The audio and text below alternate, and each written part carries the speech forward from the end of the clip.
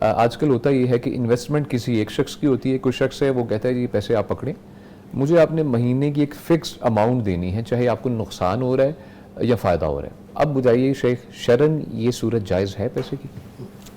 مزاربہ کہتے ہیں کہ پیسے ایک شخص کے ہیں اور دوسرا شخص محنت کرتا ہے, کاروبار کرتا ہے, جی ٹھیک ہے, اور آپس میں طے کر لیتے ہیں کہ جو نفع ہوگا وہ آدھا اس کا ہوگا آدھا اس کا, یا اور کس طرح طے کر لیتے ہیں کہ مالک کے 2 حصے ہوں گے اور جو مزدوری کر رہا ہے کاروبار کر رہا ہے اس کا تیسرا حصہ ہوگا.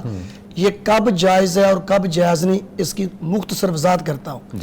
ایک آدمی کے پیسے ہیں اور دوسرے کو پیسے دے دیتا ہے, وہ کاروبار کرتا ہے, اس میں طے ہونا چاہیے کہ دونوں نفع نقصان میں شریک ہیں. مثال کے طور پر میرے پیسے ہیں, میں آپ کو پیسے دے دیتا ہوں, آپ کاروبار کرتے ہیں, جب کاروبار کو نقصان ہوگا تو میرے پیسے جائیں گے, آپ کی محنت جائے گی, بالکل آپ کو پیسے نہیں پڑیں گے. جو جائز ہے بال اتفاق بال اجماع جائز ہے. اور بعض صحابہ کرام کے آثار بھی موجود ہیں, ابن عمر رضی اللہ تعالی عنہما اور ان کے علاوہ سے بھی, کہ مزاربہ جائز ہے. میں نے آپ کو شرکت مزاربہ, ہاں شرکت مزاربہ, میرے پیسے ہیں آپ کاروبار کرتے ہیں, جب نقصان ہوگا آپ کی محنت جائے گی اور میرے پیسے جائیں گے, آپ کو پیسے نہیں پڑیں گے. اگلی شک یہ جو طے کرتے ہیں کہ میں نے آپ کو 5 لاکھ دے دیا, آپ کو نفع ہو نقصان ہو, نقصان تھوڑا ہو زیادہ ہو, نفع تھوڑا ہو زیادہ ہو, مجھے فکس 25,000 ملنے چاہیے, یہ سود ہے. پیورلی 100% سود ہے. جائز تب ہے کہ یہ طے ہو, فیصد مقرر کرے, جتنا آپ کو نفع ہوگا بھائی جان آدھا آپ کا آدھا میرا, جتنا آپ کو نفع ہوگا تیسرا حصہ آپ کا 2 حصے میرے. اچھا یہ بھی فکس کیا جا سکتا ہے پہلے؟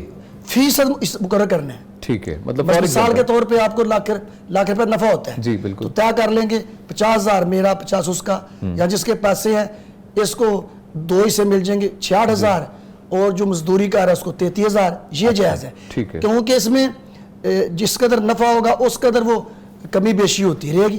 یہ فکس کر لینا تو یہ نفع تھوڑا ہو زیادہ ہو, نفع بے شک نہ ہو, میں نے 25,000 لینا, یہ سراسر سود ہے.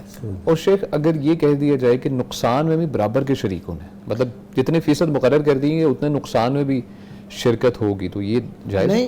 وہ اس میں جائز نہیں ہے. اس میں ہے کہ اگر 100% پیسے میرے ہیں اور محنت آپ کی ہے, 100%, ہاں اگر 100% پیسے میرے ہیں اور محنت آپ کی ہے, وہ بھی محنت بھی 100% دوسرے کی ہے, تو پھر آپ کی محنت جائے گی, میرے پیسے جائیں گے, آپ کو پیسے نہیں پڑیں گے.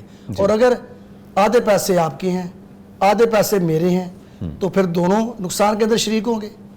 ٹھیک ہے شیخ, اوکے, جزاک اللہ خیرہ. شیخ اس حوالے سے فرمائیے گا. بس بات بہت واضح ہے.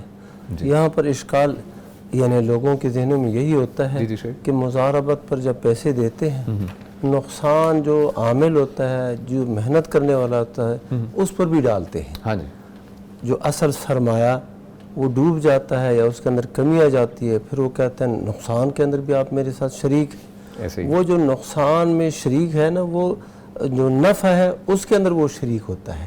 یعنی نفع نہیں ملا تو اس کی محنت گئی, اس کے پیسوں کا جو فائدہ ہونا تھا وہ چلا گیا. جی جی بالکل. اچھا, اصل سرمایہ میں جب نقصان ہو جائے, 5 لاکھ روپے دیا تھا, اب وہ 3 لاکھ رہ گیا ہے, تو اب یہ 1 لاکھ اس پہ اور 1 لاکھ اس پہ نہیں.